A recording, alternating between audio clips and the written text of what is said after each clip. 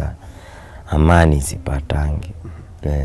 Wanaweza kuja kama mimi sina kitu aniongeleshe hivi tufurungane, lakini mimi nasema juu si kupenda kwangu siwezi sasa nikambaka mimi nimecommit suicide mara mingi juu akikuja aniteteshe na mimi nikukosa inakuwa tu sina otherwise. Hata saa zingine mimi nalalanga nje mara mingi nikiona kuna makelele kwa nyumba na si kupenda kwangu mimi naondoka tu.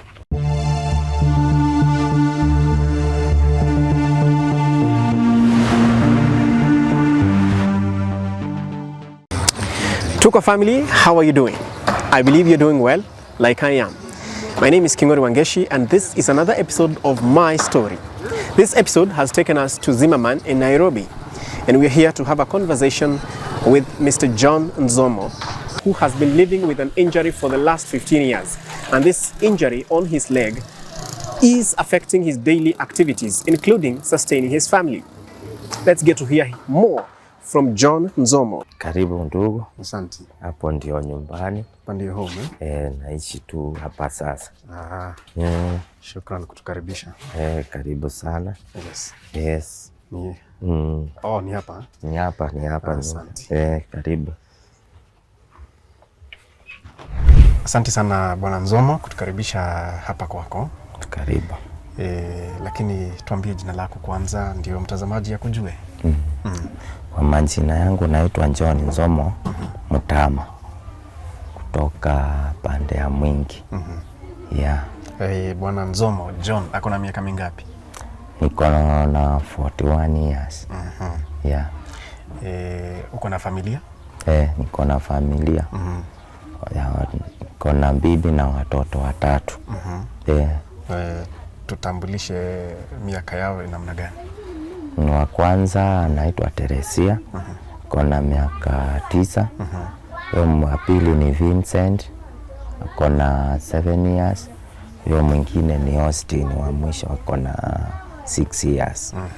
Yeah. Nice. Sasa tumekuja kwa sababu ya kuna mtu alitutumia email akatueleza story yako. Okay. Kuhusu mguu wako na maisha yako. Yeah. Tuanze na mguu, nini kiliendelea? Huu mguu ni story ndefu, lakini umefika ni wakati mzuri. Mimi nilikuwa tu naenda kazi yangu, siusho vile mahali nilikuwa nafanya kazi. So wakati nilikuwa naenda asubuhi kutoka kwa nyumba ndio nilipatana na wakora. Ilikuwa asubuhi? Ilikuwa asubuhi ya saa 10 hivi. Juu nilikuwa naenda mapema. Nilikuwa nauza hizi gazeti, so nilikuwa najiendea town. So that time nilikuwa naenda ndipo nilipatana na wakora mwaka wa 2008. So wakanipiga, finally walinifunja mguu. Pole sana. Yeah. Alafu sasa matibabu? Toka vile niliumia mara ya kwanza ni wale watu walikuwa wananijua tu, nilikuja wakaniokota mahali nilikuwa nimeanguka. Kwanza wakanipeleka Kiambu Hospital the first time wakati niliumia. Hapo nilikaa kama wiki moja sijachungulikiwa na mtu. Hivyo nikitafuta watu wangu juu waliiba simu nini kila kitu ikawa sawa. Communication ilikuwa tu ni shida. So hao walinjua tu dhuru kukuja kuniangalia vile hawako wameniona. So finally walinipata Kiambu. Nikiwa tu nimelazwa huku kama sijasaidika na chochote. Mguu huo wakati kwanza niliumia. Yeah. Na tangu wakati huo umerudi kazini ama ulirudi kazini? Bado sijarudi. Sijafanya chochote. Unasema ni kwa mwaka ni wa 2008? 2008 ndio niliumia. Nilifunjwa huo mguu. Hiyo ni miaka 15? Tangu sahi sasa. Pole sana. Sasa wakati huo ulikuwa na familia, ulikuwa umeoa? Kwanza nilikuwa na msichana tulikuwa tunataka kuoana huo wakati, but that time niliumia. So vyenye alikuja kuniangalia aliendanga huo wakati, hata hatukuwa tumekaa naye. Akatoweka mahali alinipata nimelazwa. Hata walio sijawahi muona. Aliendanga hivyo. So kakuwa ni hivyo. Alikuja hospitali? Kuniangalia wakati niliumia. Wakati aliona vile umeumia? Alienda hata mpaka wale hatujawahi onana. Na sijajua hata nini. Alienda tu hivyo na akaenda. So huyo hamkuona? Huyo hatukuona. Mlipatanaje na mama watoto ambaye uko naye sahi? Mama watoto, so after vile nilitolewa Kiambu nikapelekwa Kenyatta. Sasa nikaenda hapo nikapata matibabu. Nililazwa hosi mwezi mmoja. So after hivyo ndipo sasa nikaonekana vile nitatibiwa. Nikafanywa operation, nikawekwa chuma huo mguu. Nikakaa Kenyatta, hiyo mwezi mmoja nikatoka Kenyatta. Kutoka Minju, saa kazi ilikuwa imenini, nikaenda nyumbani Gishagi. Nikakaa nyumbani, saa sikuwa na uwezo wa vyenye nitaishi Nairobi. Kwenda ndio nikarudi huku saa after kuanza clinic. Zale katinza hivyo juu sana. Saa ingine unaweza enda uone vile maisha inakupeleka, upate mtu mwelewano. Ukimwelezea, so after hapo ndio nilikuja nikapatana nao mama watoto akifanya kazi ya nyumba. Mahali. Na mkaishi, mkakubaliana kuishi vizuri? Kamwelezea. Wala saa ile na so kivyangu alikuwa tu anakuja ananiangalia akiwa mahali anafanya. Baadaye saa tukaoana. Yes. Na mmebarikiwa na watoto 3? Tuko na watoto 3. Sasa hebu nieleze challenges ambazo umekuwa ukipitia za kulisha hii familia yako. Manake tunaona pahali pia unaishi ni pahali padogo sana. Sasa challenge za hii familia, wakati nilikuwa nafanya kazi, unajua sasa hiyo sikuwa nimeoa. Wakati nimekuja na maisha ikawa ngumu, juu kabla sijaenda huko kwa vyenye nilienda, so matibabu hiyo chuma niliwekwa ilikuja ikatoka. Kandunga huo mguu ndio unaona inchi kunji hapa, unaona imefura. Ilindunga hapa na hapa hivi. Hiyo chuma ikachomoka. Ilichomokea hapo mbati hapa ikaacha imeharibu hiyo pacha. Hata hiyo chuma ndio ile pale. Kwa hiyo nimeliko hapa. Ilikuja ikatoka na nikaieka. Karudi hosi. Kurudi waiangalie ama wakuangalie? Nilirudi saa wakati hiyo chuma ilitoka, nao uwezo juu sina. Wakati ile hosi nilienda Nairobi Hospital. Nikachange Kenyatta juu hata wakati wa clinic nilikuwa naona nikirudi sipati matibabu ile inayofaa vizuri. Saa ingine naweza enda nirudi kama sijaonekana, na saa hiyo niko na maumivu. So kufikia mahali nilikuwa naenda nachokea kwa njia. Mimi narudi. So nikakuja nikaenda hapo sasa Nairobi Hospital. Kuna mtu alikuwa ameniambia anaweza niangaliwe, lakini akakuja akaniachilia finally. Ikawa saa. Yani alikuwa simamie matibabu? Vile nilienda. Kuna vile tulifanya fan. So ile mbilu nilipewa. Sijui aliona iko mingi ama nini. Ikasimamia hapo until leo. So ilikuwa hii ya 2015. 2015. So after hivyo mimi nikakaa hivyo. Hujawahi rudi hospitali tangu 2015? Nilikuja nikarudi. Sasa wakati mguu ilinilemea kabisa. Ikawa hata naumwa na spinal cord, hiyo chuma nasikia. Yani ilikuwa tu nimembakisha kitu kijuu, ilifika uchungu ukawa mwingi kwa mwili. Hata ni watu marafiki waliona wakakuja kuniangalia hapa. Mmoja akaintroduce wenzangu wakachanga tu pesa kidogo. Kama 8,000 hivi. Nikarudi. Sasa hiyo ni 2021 wakati corona ilikuwa. So hapo ndio walipiga picha. Wakaona vyenye hiyo mguu inaendelea na vyenye iko. So yenyewe iko na infection kutoka hiyo miaka yote. So vyenye walienda appointment ile waliniambia wataniambia hawalu kurudi kuniambia njuu waliniambia watu hawenzi andimitiwa njuu ya corona sasa. Kutoka hapo sijafanya chochote kuhusu huo mguu. Ni mimi mwenyewe naifunganga. Nanunua ndawa ile tu nilikuwa naona nafunga. Na dress naiosha nafunga. Saa ile ndawa imeisha. Ndugu yangu nakaa tu hivyo kama saa hii imeisha ile natumianga sina. Leo sijaifunga. Mekuja tu nikapanguza na maji peke yake nikafunga na nikaenda tu. Yaani wewe ndio unajitibu huyo mguu? Kabisa, hata ndio ile pale cotton. Nanunua wakati napata kakitu nanunua hiyo bandage, cotton na hiyo ndawa. Naiosha tu mimi ndio naoshanga peke yangu na nzindress asubuhi na jioni. Yeah. Na wakati rafiki yako alitufikia, alituambia kwamba unakunywa painkiller sana. Hebu tueleze hiyo. Sasa saa ingine kama msimu wa baridi, hiyo mguu inauma sana. Inakuja inaanza kuuma, inakuwa hata sipati usingizi. Inauma kuuma.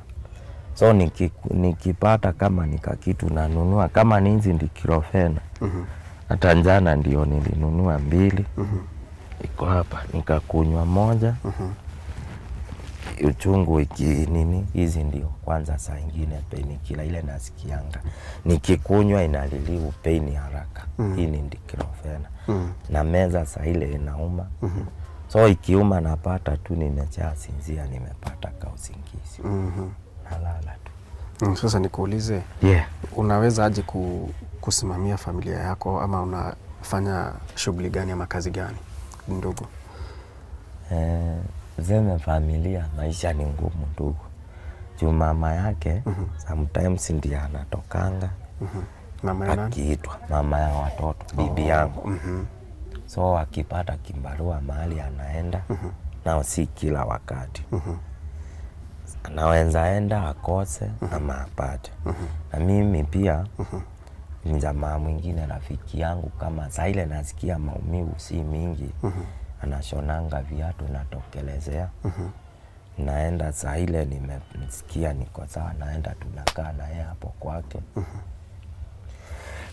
Tunashona kama ni kiatu tu ile squad tu kama nini slippers ni 20 bob 10 ni yangu 10 ni yake. Nikipata nishone kiatu ya 100 tunashare 150 ni yake 50 ni yangu. Njoo vitu ni zake na niko kwake. Hivyo ndio tu wana survive. Saa zingine nikikosa naambia Mungu ni sawa tu tunaruka tu. Wakati hakuna. Ama saa ile mama hajapata kitu. Ni hivyo na ile tunapata ndio tunakulanga tu. Na hao watoto 3 wako shule? Watoto 3 wako shule. Hivi kusoma na mashida. Yani ni ile tu saa ingine kuenda kuzikokota naongea na mwalimu. Kani kitu anataka kama saa hii hawajafanya hii nini ya midterm. Walikuwa wanahitaji pesa. Huyo mkubwa ako class 3 njoo amerudi nyuma njoo ya mapato. Walikuwa private wakati nilikuwa sasa ninafanya. So wakati nilipata shule akaanjua akarudi shule nyuma. Nikaona ni sawa bora wasome kuliko wakae kwa nyumba. So ni hivyo kile napata ndio naenda napeanga mwalimu. Kama saa hii anjafanya mtihani huyo msichana mkubwa. Likuja alikuwa anatakikana 500 nikapata 200. Ile alipeleka wakasema haitoshi. Wakasema pesa kama injatosha yote enzi akafanya mtihani. So anjafanya hii ya midterm. Na mimi nikasema tu ni sawa njoo maisha ndio imenikalia hivyo. So unataka kumaanisha wakati ulikuwa na uwezo, wakati ulikuwa unafanya hiyo kazi ya kuuza gazeti, ulikuwa unasimamia familia vizuri? Nilikuwa tunaishi vizuri. Kile napata tunakula. Nalipa nyumba. Hata hii nyumba nimendaiwa saa hii miezi 3. Hata mwenyewe alikuwa ananiambia kama sina nitafute mahali pengine. Kamwambia tu nitafikiria kozi si kupenda kwangu. Na sasa hapa unalipa rent ya pesa ngapi? Hapa tunalipanga 3,000 kwa mwezi. Sasa ni miezi mitatu. Sasa hii ni miezi mitatu yenye nimempea tu nusu kama 1,500 ngiri. Sasa hii inakuwa mwezi wa 4 mpatie. Tangu nini ananivumilianga. Amani sipatangi. Wanaweza kuja kama mimi sina kitu aniongeleshe hivi tufurungane, lakini mimi nasema juu si kupenda kwangu. Siwezi sasa mpaka mimi nimejicommit suicide mara mingi juu akikuja aniteteshe na mimi ni kukosa. Inakuwa tu sina otherwise. Hata saa zingine mimi nalalanga nje mara mingi nikiona kuna makelele kwa nyumba. Na si kupenda kwangu, mimi naondoka tu. Niende nikae mahali nitulie tu. Pene after hivyo narudi tu. Unalala wapi nje? Huwa tunaweza enda nikae kwa watu tu. Kama unajua sasa kuna watu wengine wanafanyanga kazi 24 hours. Naweza enda na nikae hapo kwa watu. Kipiga mastori nikuja asubuhi saa zile tu. Juu mimi stress niko nazo mingi, ama saa ingine nitini vinakuwa juu. Yaani nafikiria mambo mingi wakati ananitusi, kuniita kiwete pia. Mara mingi ni ile nimevumilia. Tambo nikuwa nakula muguka na kunywa pombe, but hizo vitu niliachanga na nikaenda kanisa. So kama sikunjua Mungu sijui kama saa hii ningekuwa niko. Yaani ile tu nilirudi nikachange. Na vyenye unaambiwa kanisani unaona yenyewe unaweza jivumilia uende upate. Kuna mtu mwingine ako zaidi yako, so unacontrol your emotion na maisha inaendelea. Yes. Na sasa wakati huo ambao unasema mko na mgogoro ama mna korofishana, watoto huwa wako wapi? Wengine wanaweza kuwa wako hapa juu akikuja akuwe saa ni hivyo waone vile situation iko. Nikiona saa hiyo saa ingine watoto wako hapo, mimi ndio naona naondokanga. Ili sikuwe juu wanakuwa kuwe ni mambo mabaya. Ama waone vile saa ingine anaweza nitusi wakiwa wako tu hapo. Na wewe sasa wakati unapoondoka huko unaenda kulala nje, na unajua kiini cha hiyo shida ni kwamba wewe ndio mwanaume ambao unafaa kusimamia familia yako, lakini kuna shida hauwezi. Ni fikra gani huwa inakuja kwa akili? Mimi ni ile saa nasema juu ananidharau kuwa ni mapato iko chini. Wakati Mungu atanifungulia njia nitajua the way forward. Juu si kukataa kuwalisha. Ni situation yangu vile iko na vyenye mambo imenikalia. So mimi tu ikinini hivyo ni kuomba Mungu tu anifungulie njia. Ama nipate mahali tu naweza timu maisha yangu, hata kazi hiyo kazi yenye nilikuwa nafanya tu. Yaani nipate tu hata kama ni njia gani. Yenye nitakuwa napata at least riziki yangu.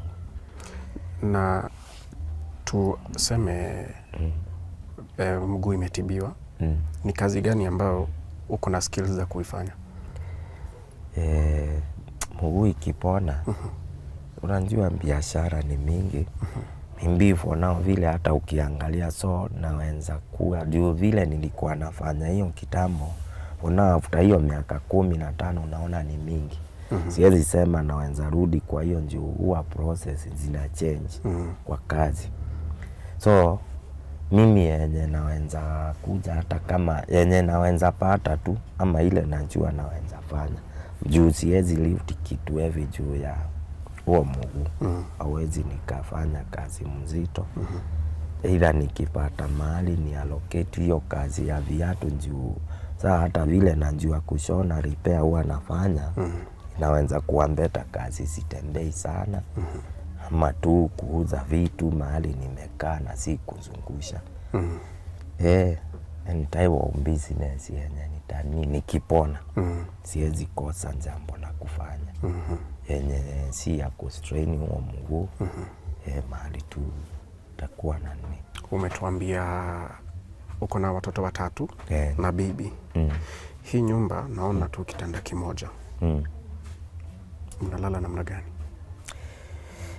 Mi nalalanga tu hapa kwa kiti. Ile nakuja nao mama na watoto wanalala tu kwa kitanda. Yes. Na tunaendelea tu. Lakini kwa kifamilia haifai kuwa hivyo, sivyo? Ungetamani iwe namna gani? Sasa ni vile tu uwezo ndio nani. Juu hata kama nikiwa nani nipate nyumba kubwa, ama nikifanikiwa ndio nilikuwa nasema tu watoto tu watafutiwe mahali, ama nipate nyumba kama ni 1 bedroom ama tu nini kwa at least advance juu anaendelea na kukua. Bado tu yani ni vile tu hali iko na nili accept vyenye maisha ili nikalia nikasema juu si kupenda kwangu ni sawa tu na nikakumbali yote ile ilitokea. Yeah. So hiyo duvet ndio unatumia kujifunikia? Nalala najifunikia hapa. Na sasa nikuulize, yeah, hapa unatosheaje kwa sababu mguu haiwezi jikunja? Mimi nalalanga tu ikiwa straight tu. Hata kulala na side sienzangi kulala side. Wanalalanga tu na mgongo tu. Najifunikia tu. Ama nawekelea tu nini hapo. Nikiwa hapo hata ndio nasikianga nimelala mzuri. Pole sana kaka. Yes.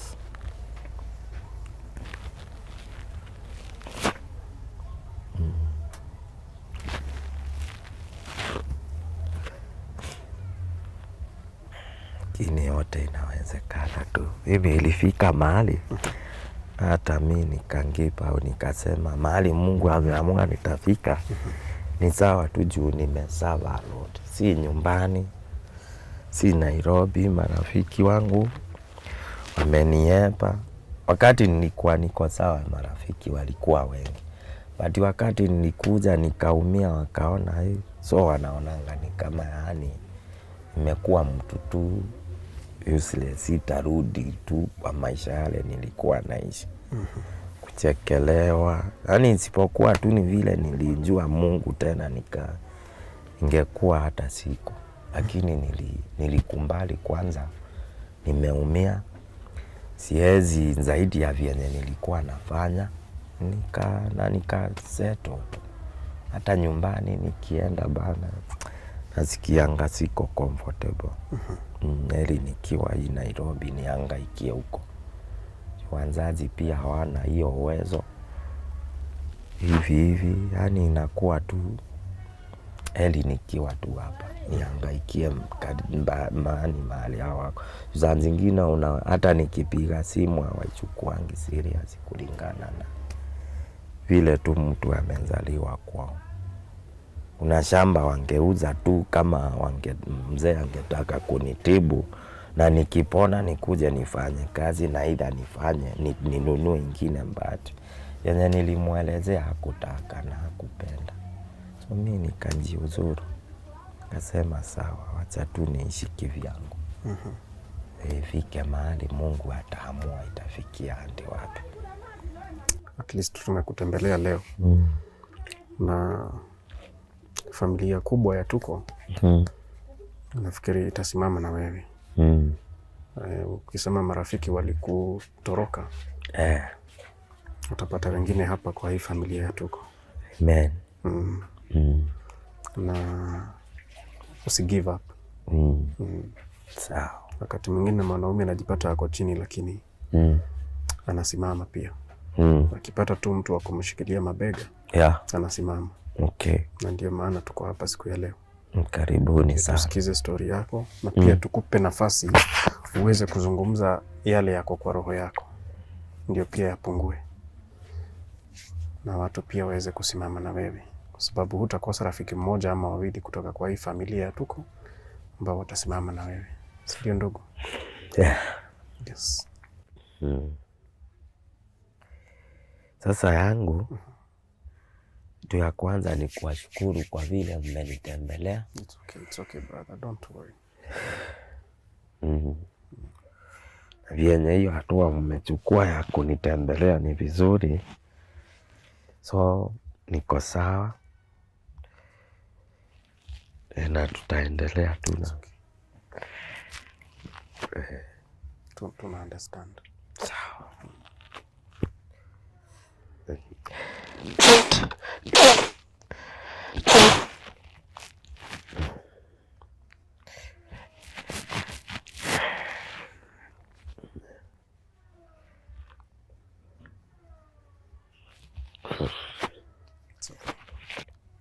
Kuna vile ulikuwa umepanga wakati ulikuwa unaoa, kuna vile ulikuwa na picha ya vile ungetaka familia yako ikae. Hebu tupe hiyo picha. Vile nilioa, mi nilikuwa na future ya familia yangu ikae vizuri, watoto wangu wasome, mama watoto pia yeye feel like ameoleka na ako na ndoa mzuri. Na kama ni kwao tuende tu visit kwao vile watu huwa wanafanyanga, ili tumbarikiwe ndio mboma iendelee na kukua. Lakini yenye imehappen tu ikakuwa ni sawa, sinja make kufikia mahali yoyote vile niliumia. Lakini ni sawa tu juu pia watoto wanasoma, but ni wanasoma na mashida, but huwa tu wanaenda tu. Hata tusiendelee, hebu tupe namba ya simu ambayo mtu anaweza kufikia kwa. Namba yangu ya simu ni 0110 45 83 81. Irudie. 0110 45 83 81. Hiyo ndio ile namba natumia. Iko registered na jina gani? John Mutama. John Mutama.